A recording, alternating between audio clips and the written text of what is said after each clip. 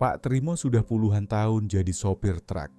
Dulu sempat bawa muatan lintas Jawa, tapi belakangan lebih sering ambil rute antar kabupaten. Lebih tenang, kata dia. Tubuhnya kurus, kulit legam karena matahari, tapi wajahnya selalu tenang. Ia sudah paham betul seluk-beluk jalan, termasuk jalur Gunung Kendeng yang katanya rawan, tapi lebih cepat kalau mau ke Blora. Dulah, keneknya, masih muda, baru 6 bulan kerja ikut Pak Trimo. Bawel, suka tanya ini itu, dan yang paling sering, mabuk darat. Tapi anaknya rajin. Meski kadang banyak omong, dia bisa diandalkan urusan bongkar muatan. Truk berangkat dari pabrik semen di pinggir Pati. Malam itu dingin. Kabut mulai turun walau belum masuk jalur gunung. Lampu truk menyapu jalanan yang sepi. Pak Trimo duduk santai di balik kemudi, satu tangan disetir, satu lagi menggenggam rokok yang belum dinyalakan. "Pak, ini beneran lewat Kendeng malam-malam gini?" tanya Dulah sambil membuka jendela sedikit. "Kenapa?" "Takut?" jawab Pak Trimo, masih menatap ke depan. "Bukan takut, cuma ya dingin banget, Pak. Kabutnya tebel. Saya pernah dengar katanya sering ada yang nyasar." Pak Trimo tertawa kecil. "Orang yang nyasar itu biasanya yang nggak kenal jalan. Kita kan lewat jalur biasa, nggak aneh-aneh." Dulah mengusap wajahnya yang mulai berkeringat. Padahal udara dingin. Ia lalu mengambil radio kecil dari dashboard dan memutarnya. "Daripada sepi banget, saya nyetel ini aja ya, Pak. Biar nggak ngantuk.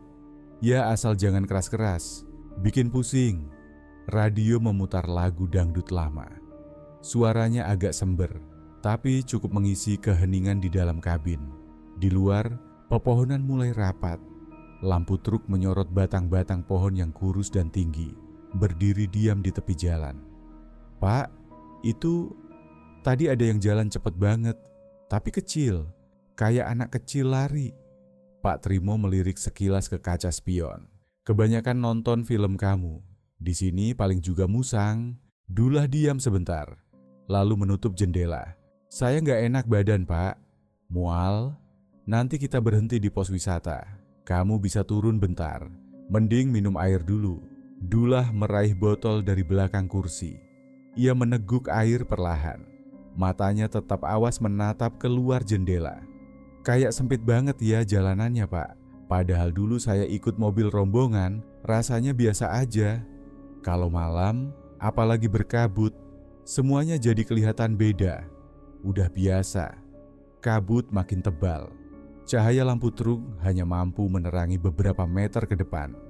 Dari kejauhan, jalanan mulai menanjak perlahan. Gunung Kendeng menyambut mereka. Pak Trimo memperlambat laju truk. Tangannya masih tenang di setir. Dulah bersandar ke jendela. Matanya mulai sayu, tapi sesekali masih mengintip keluar. "Kalau saya tidur, bangunin ya, Pak. Soalnya tiap mabuk gini, saya suka mimpi aneh." Pak Trimo tertawa pelan. "Tidur aja. Kalau ada apa-apa, kamu pasti kebangun sendiri." Truk terus melaju masuk ke jalur yang makin sunyi. Hanya suara mesin dan gesekan roda di jalanan aspal.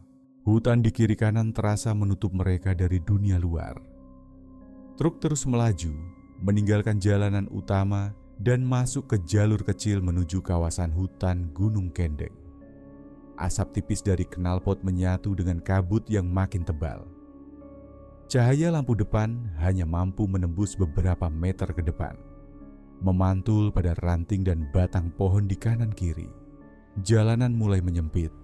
Di satu sisi tebing batu, di sisi lain jurang yang ditutupi semak dan pohon tinggi.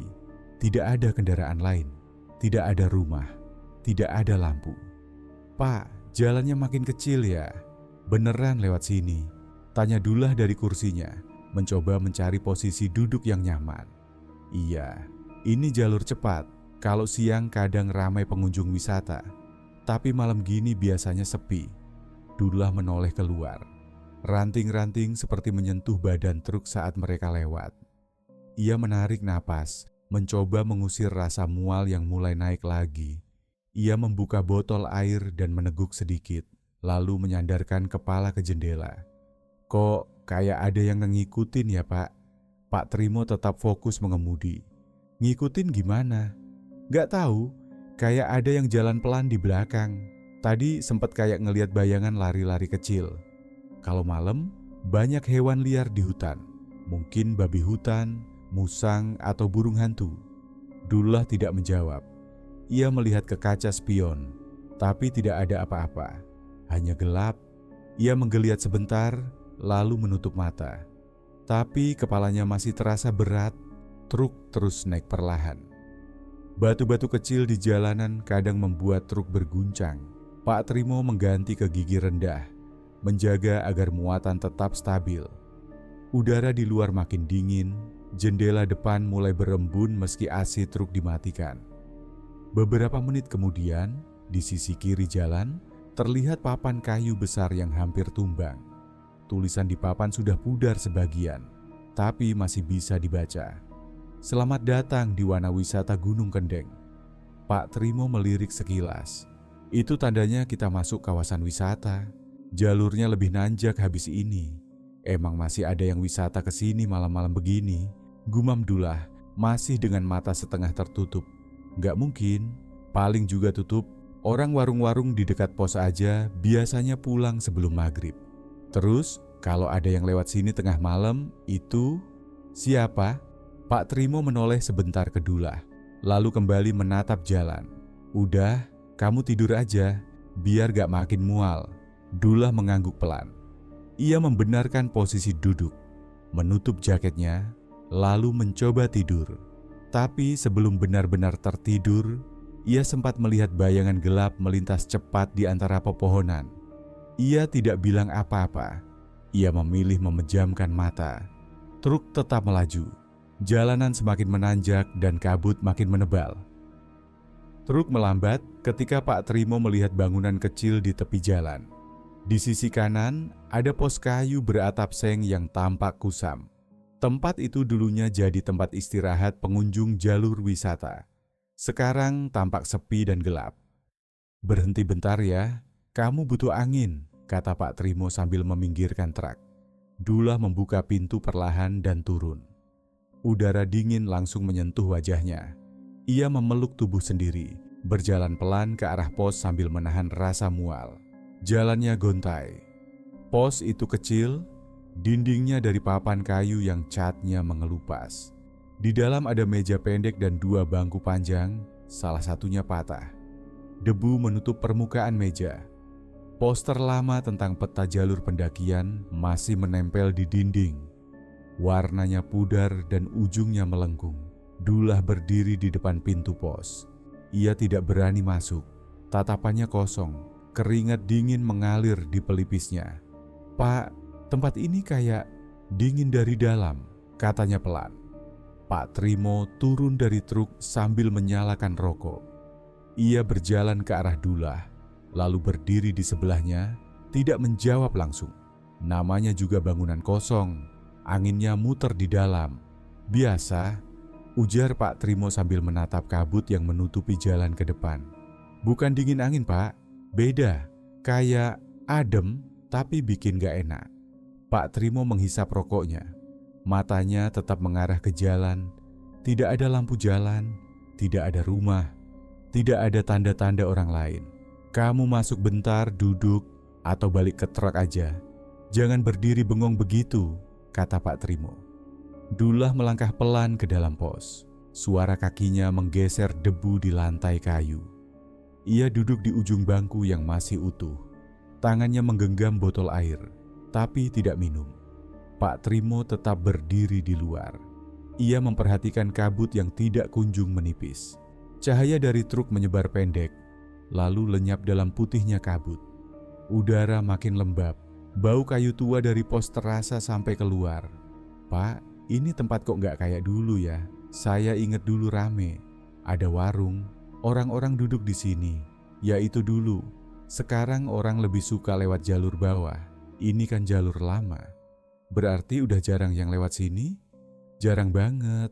Apalagi malam begini. Dullah menarik napas, lalu berdiri lagi. Saya balik ke truk aja, Pak. Ya udah, sebentar lagi kita lanjut. biar kabut agak turun dikit. Mereka berjalan kembali ke truk. Dullah naik lebih dulu, masih pucat. Pak Trimo membuang puntung rokok dan menyusul naik ke kursi sopir. Mesin truk dinyalakan kembali. Suara beratnya menggema di antara pepohonan dan tebing. Truk mulai bergerak pelan, masuk lagi ke jalur yang makin naik. Kabut tetap tebal. Pohon-pohon di kiri kanan seperti berdiri lebih dekat. Truk kembali melaju perlahan setelah keluar dari area pos. Jalur makin sepi. Tidak ada rumah, tidak ada warung, bahkan tidak ada tanda-tanda orang pernah lewat. Dullah bersandar di kursi sambil memegangi perut. Wajahnya masih pucat. Ia menoleh ke jendela, tapi tak ada yang bisa dilihat selain pohon dan kabut. "Pak, kenapa nggak nunggu terang aja tadi?" tanyanya pelan. "Kita cuma lewat, nggak ganggu siapa-siapa, nggak usah mikir aneh-aneh," jawab Pak Trimo. Beberapa menit kemudian, mereka sampai di tikungan tajam. Begitu truk menanjak sedikit lagi, jalanan di depan tiba-tiba bercabang dua. Kanan dan kiri sama-sama menanjak, sama-sama sempit, dan sama-sama dikelilingi pohon tinggi. Pak Trimo langsung mengerem dan memperlambat kendaraan. Matanya memperhatikan dua jalur itu, mencoba mengingat-ingat. "Ini gak bener," katanya pelan. Dullah langsung duduk tegak. "Apa, Pak?" "Seingat saya, jalur ini cuma satu. Gak pernah ada percabangan kayak begini." Mereka diam beberapa saat. Kabut menutupi sebagian jalan di depan, tapi cukup jelas terlihat bahwa jalan itu benar-benar terbagi dua. Tidak ada papan petunjuk arah, tidak ada tanda mana jalan utama. Dullah mulai gelisah. "Pak, ini serius? Gak pernah ada dua jalan?" Pak Trimo mengangguk. "Dulu saya lewat sini waktu bawa keramik. Jalannya lurus terus, gak pernah bercabang. Terus kita lewat mana?" Pak Trimo mematikan mesin truk, membuka jendela, dan melihat keluar. Udara dingin masuk ke dalam kabin. Ia memicingkan mata, mencoba mencari petunjuk di sekitar jalan, tapi tidak ada apa-apa. "Yang kiri terlalu curam," katanya akhirnya. "Kanan kayaknya masih normal." "Bapak yakin?" "Enggak, tapi kita harus jalan. Gak mungkin diem di sini terus." Dullah menelan ludah. Tangannya gemetar sedikit. "Kalau nyasar, ya nanti balik lagi. Yang penting kita pelan-pelan." Pak Trimo menyalakan mesin lagi. Ia mengarahkan truk ke jalur kanan dengan perlahan. Ban menyentuh aspal yang lembab. Jalanan tetap sempit, tapi tidak terlalu menanjak. Dullah menatap kaca depan tanpa berkedip. "Pak, kalau ini bukan jalur yang benar. Kita lihat saja." Truk terus berjalan masuk ke jalan kanan. Di belakang mereka, jalan yang kiri perlahan-lahan tertutup kabut, hilang dari pandangan. Truk melaju perlahan di jalur kanan. Jalanan masih menanjak, tapi terasa lebih sempit. Tebing batu mulai mendekat dari sisi kanan. Dan di sisi kiri hanya ada pohon-pohon yang berdiri rapat tanpa sela. Lampu depan truk menyinari jalan yang sepi dan berkelok. Tidak ada binatang, tidak ada angin. Udara terasa kaku dan berat. Dullah duduk gelisah. Matanya terus berpindah-pindah antara kaca depan dan jendela samping.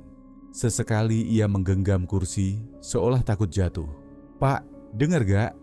tanya Dullah pelan. "Dengar apa?" "Suara musik." Pak Trimo sempat tidak menjawab. Ia memperhatikan jalan sambil sedikit memiringkan kepala. Suara itu pelan, seperti dari kejauhan. Suara alat musik tradisional, seperti gamelan. Pelan, lambat, lalu terdengar alunan nyanyian perempuan, seperti sinden. Pak Trimo tetap mengemudi, tangannya menggenggam setir erat. "Gak mungkin ada yang main gamelan malam-malam di tengah hutan begini," gumamnya. "Pak, makin jelas. Dengar gak?" "Iya, saya dengar." Truk tetap melaju, tapi suara gamelan yang tadinya sayup, kini terasa lebih dekat. Tidak ada sumber pasti. Kadang terdengar dari kiri, lalu pindah ke kanan, lalu seperti datang dari belakang. Seolah-olah suara itu mengelilingi truk. Dullah mulai panik. Ia menutup telinganya dengan dua tangan.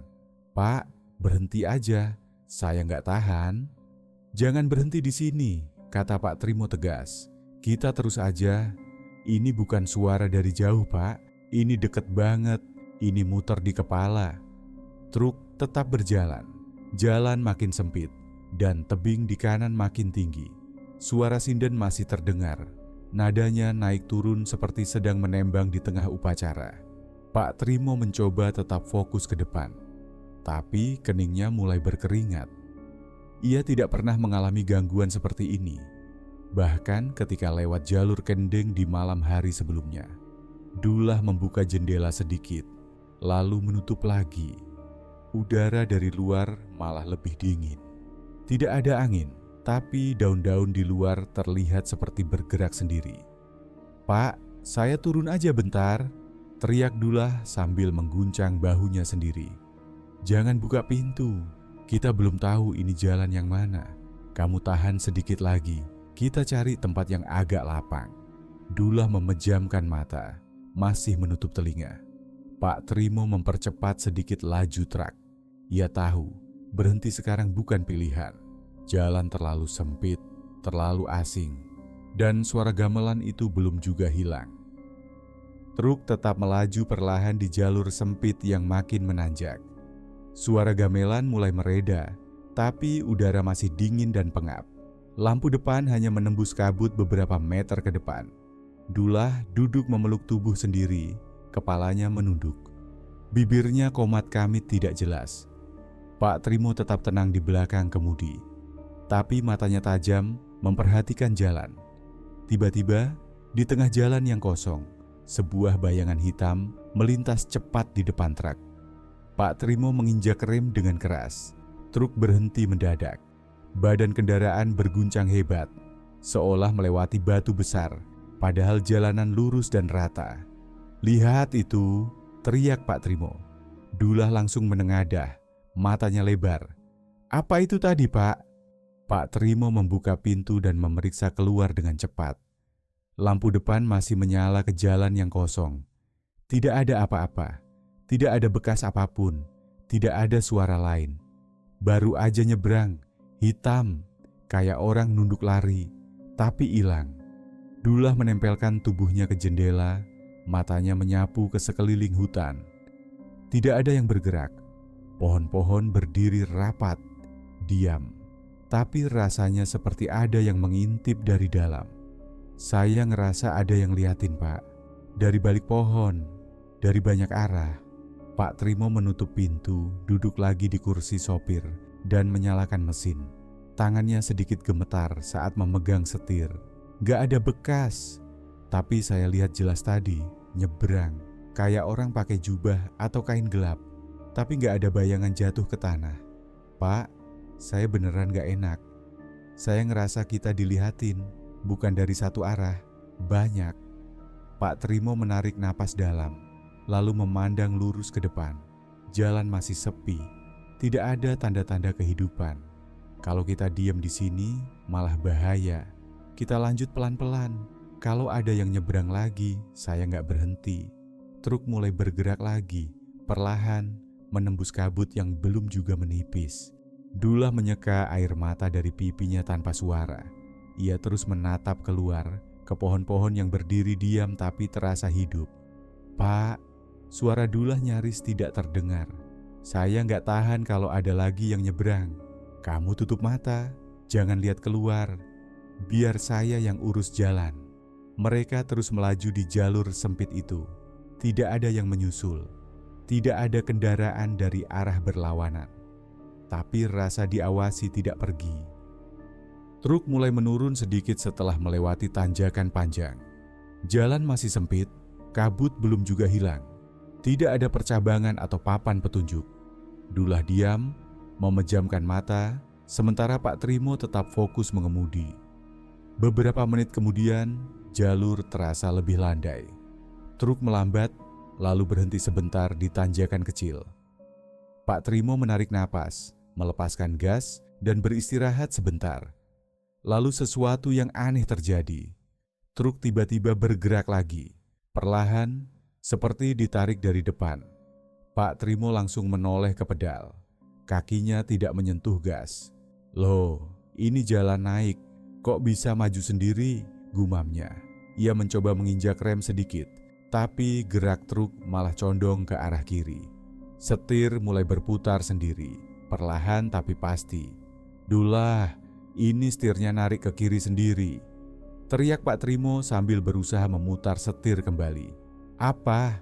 Kita kayak ditarik balik ke jalur yang tadi."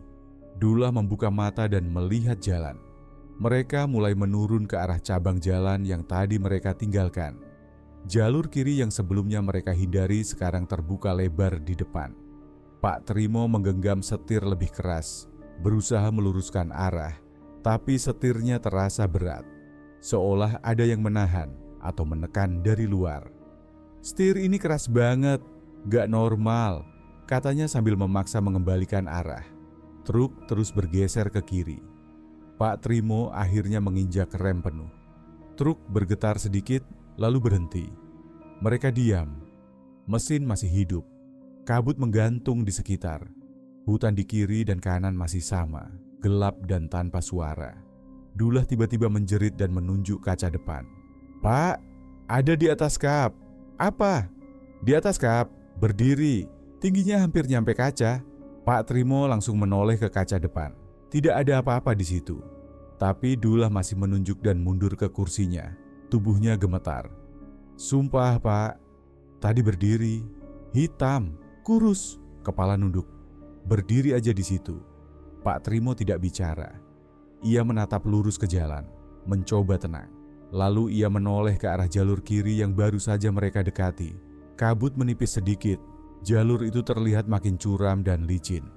Pak Trimo tahu, kalau tadi mereka terus ke sana, mungkin truk tidak akan kuat menanjak kembali. "Kita nggak lewat situ," katanya sambil mengencangkan sabuk pengaman. "Pak, kita lanjut?" "Iya, tapi pelan-pelan. Kita tetap di jalur awal. Jangan noleh, jangan buka jendela." Pak Trimo mengatur napas, menyalakan mesin kembali sepenuhnya, dan perlahan membawa truk menjauh dari arah kiri. Dullah masih duduk kaku, tidak berani bicara. Kabut menutup jalur kiri di belakang mereka. Jalan di depan kembali menyempit, tapi arah sudah jelas untuk sementara. Truk kembali berjalan pelan. Jalur sudah tidak terlalu menanjak, tapi justru semakin sulit terlihat. Kabut makin tebal. Lampu depan hanya menembus beberapa langkah ke depan. Sisanya putih. Pak Trimo menyipitkan mata, mencoba fokus ke garis pinggir jalan. Tapi tidak ada marka jalan, tidak ada patokan. "Pak, ini masih jalan aspal kan?" tanya Dullah pelan.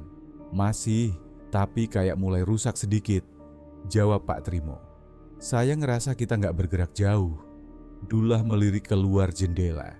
Pohon-pohon terlihat samar, seperti perlahan bergeser. Tidak seperti ditinggalkan, tapi seperti bergerak mendekat. "Pak, itu pohonnya? Makin dekat gak?" Pak Trimo tidak langsung menjawab. Ia memperhatikan sisi kiri jalan. Pohon-pohon memang terlihat lebih rapat dari sebelumnya, seperti menutup celah di antara mereka. "Apa mungkin kabutnya bikin kelihatan gitu?" ucapnya, meski suaranya sendiri terdengar ragu. Kabut bertahan terus.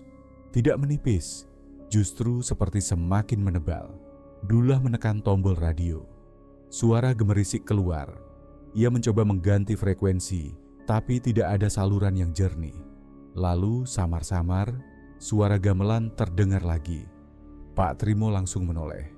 "Matikan." Dullah memencet tombol. Radio mati. Suara gemelan pun ikut hilang.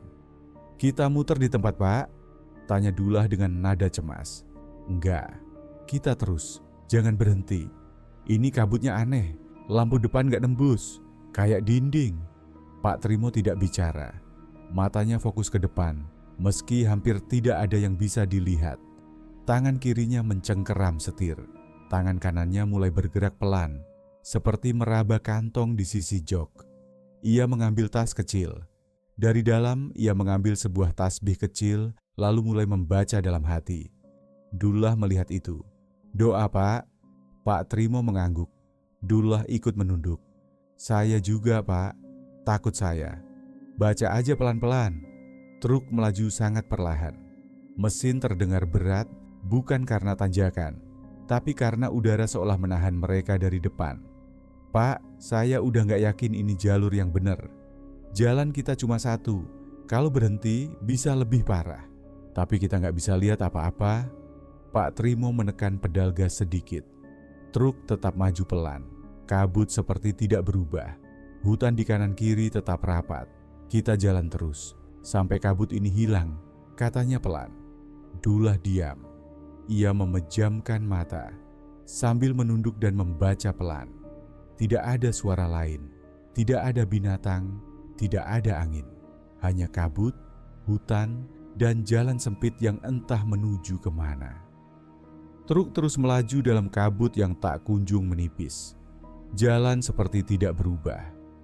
Aspal retak, sisi jalan dipenuhi akar pohon, dan hutan di kanan kiri seperti diam tak bergerak. Pak Trimo mengerem perlahan, lalu menghentikan truk. Kita berhenti dulu, katanya sambil menyandarkan kepala di setir. Saya ngerasa jalannya muter di situ-situ aja. Dullah membuka mata. Wajahnya pucat, tapi masih mencoba berpikir jernih. Kita muter-muter, Pak. Pak Trimo menunjuk ke kaca depan. Lihat batu besar itu. Dullah mengangguk.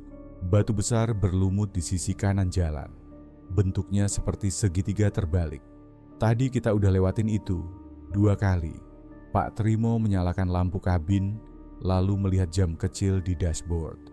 Waktu terasa bergerak lambat. Rasanya mereka sudah lebih dari 1 jam di jalur itu. Coba kita balik arah, katanya sambil memutar kemudi. Truk mulai mundur perlahan, lalu berbalik arah. Jalan di belakang mereka terlihat sama. Aspal gelap dan kabut putih yang tebal. Mereka berjalan beberapa menit. Diam, tidak bicara, lalu batu besar itu muncul lagi di sisi jalan. Dullah menelan ludah. Pak, batunya lagi. Pak Trimo menginjak gas sedikit lebih dalam. Truk tetap berjalan. Beberapa menit kemudian, mereka melihat batu itu lagi. Ini udah 3 kali, kata Pak Trimo. Kita kayak diputerin. Dullah mulai gelisah. Kayak gak ada ujungnya. Pak Trimo diam sebentar. Ia menginjak rem, lalu mematikan mesin. Namun tiba-tiba, mesin menyala sendiri. Lampu dashboard berkedip, lalu hidup. Dullah menjerit kecil. Pak, kok nyala sendiri? Pak Trimo tidak langsung bicara. Ia menatap setir, lalu melihat keluar jendela. Kabut masih menggantung, tidak berubah. Saya nggak pencet apa-apa, katanya pelan. Truk ini nggak mungkin nyala sendiri. Dullah menarik napas cepat. Pak, udah, kita diem aja dulu. Jangan maksa jalan, nggak jelas ini. Pak Trimo akhirnya mengangguk. Ia mematikan mesin lagi. Kali ini benar-benar mati. Lalu ia membuka kaca jendela sedikit. Udara dari luar langsung masuk. Tapi anehnya, bukan dingin. Rasanya justru pengap, seperti ruangan tertutup. Harusnya di gunung tuh adem. Ini malah pengap. Pak Trimo menutup kembali jendela. Kita tunggu di sini, gak usah kemana-mana. Mereka duduk diam di dalam kabin. Mesin mati. Tidak ada suara lain. Hanya kabut, hutan, dan batu besar di pinggir jalan yang muncul entah untuk keberapa kalinya. Pak Trimo meminggirkan truk ke sisi jalan yang sedikit lebih lapang. Meski tak benar-benar luas, setidaknya cukup untuk berhenti tanpa rasa terhimpit. Kabut masih ada, tapi mulai sedikit menipis. Kita berhenti aja di sini, kata Pak Trimo sambil mematikan mesin. Kenapa nggak lanjut, Pak? Tanya Dullah pelan. Jalannya makin aneh. Tadi puter-puter, truk nyala sendiri, lampu aneh. Udah, kita tunggu sampai terang. Dullah mengangguk. Ia menatap keluar kaca jendela. Masih gelap. Hutan di sisi kanan seperti menunggu diam-diam. Pak Trimo mengunci semua pintu, lalu menyandarkan kursinya sedikit. Ia tidak tidur, hanya menutup mata sebentar. Kalau dengar apa-apa, jangan keluar, katanya sambil tetap memejamkan mata. Dullah menggulung lengan jaketnya, lalu duduk memeluk tubuh. Hening sekali. Waktu berjalan lambat. Tidak ada kendaraan lain yang lewat. Tidak ada cahaya lain, kecuali dari lampu kabin yang redup. Beberapa saat kemudian, terdengar suara seperti langkah kaki dari sisi kanan. Tidak jelas, terlalu pelan untuk pasti, tapi cukup terdengar dari dalam truk. "Pak, itu ada yang jalan di luar," bisik Dullah. Pak Trimo membuka mata. Ia tidak menjawab, hanya menatap ke arah jendela. Ia menarik napas perlahan, lalu berkata, "Kita tetap di dalam. Apapun yang lewat, jangan dilihat." Dullah tidak membalas. Ia hanya menunduk dan menutup telinga. Truk tiba-tiba seperti bergetar pelan. Lampu kabin berkedip sekali. Mesin masih mati. Tidak ada yang disentuh. Pak Trimo menyentuh dashboard. Dingin, tapi tidak ada tanda-tanda arus listrik menyala. Lalu lampu berkedip lagi. "Pak, kenapa lampunya begitu?" Pak Trimo tidak menjawab. Ia mengeluarkan senter. Disorotkannya ke depan truk. Kosong. Ia menunduk, lalu menyorot ke lantai. Tidak ada apa-apa juga. "Kita harus kuat sampai matahari muncul," katanya lirih. Dullah hanya mengangguk. Beberapa suara lagi terdengar dari luar. Kadang seperti ranting terinjak, kadang seperti bisikan yang jauh. Mereka tidak bicara lagi, hanya duduk diam dalam kabin dengan pintu terkunci dan pandangan tetap ke depan. Jam di dashboard bergerak sangat lambat, tapi perlahan gelap di luar mulai sedikit memudar. Langit mulai berubah warna.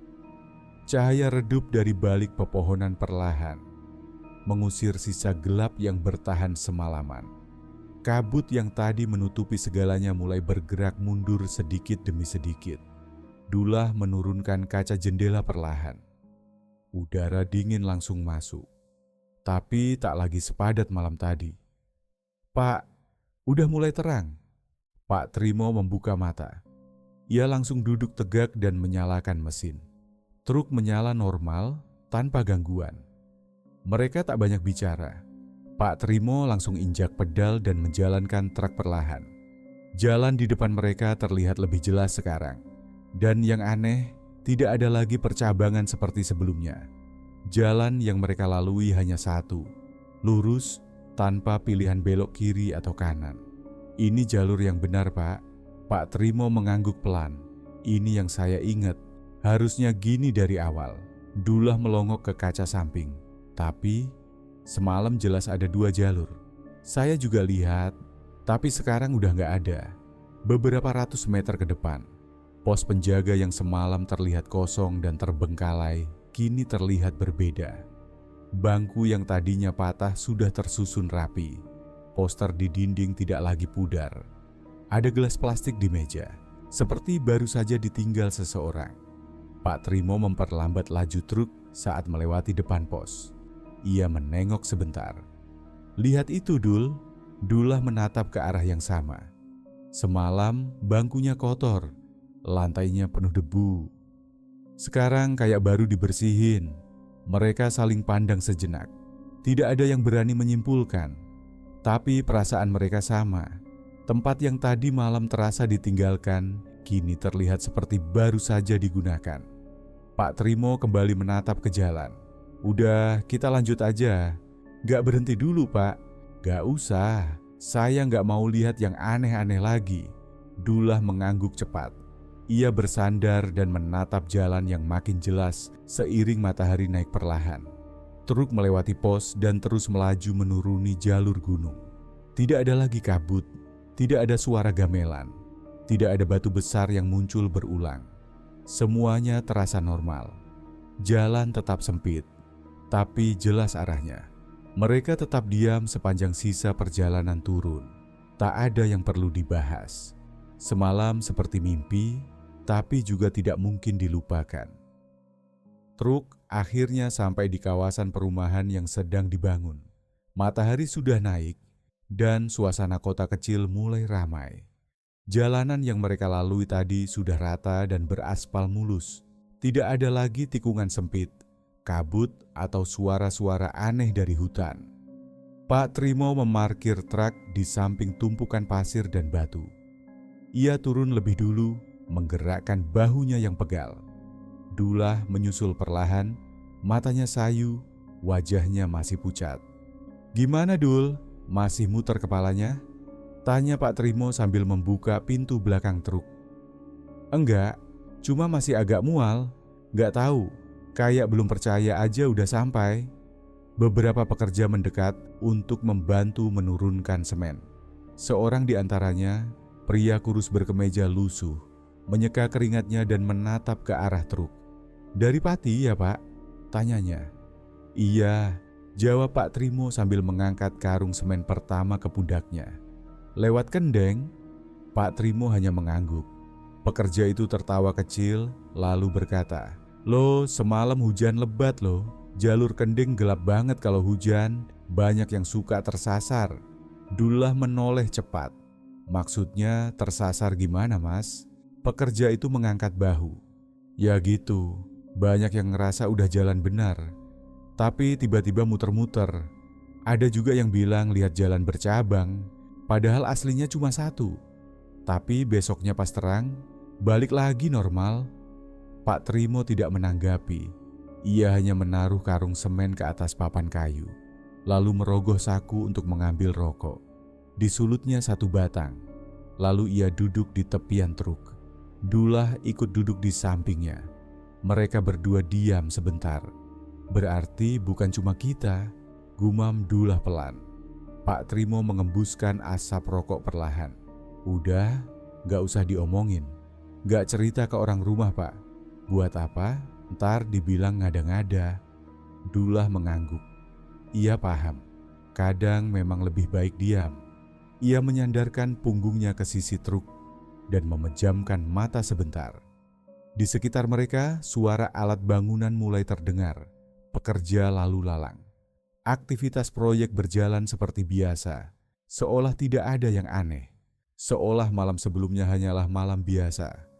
Tapi bagi mereka berdua, jalur Gunung Kendeng tak akan lagi sama. Terima kasih telah menonton video ini. Jangan lupa untuk like, komen, dan subscribe, serta nyalakan notifikasi agar tidak ketinggalan video-video selanjutnya.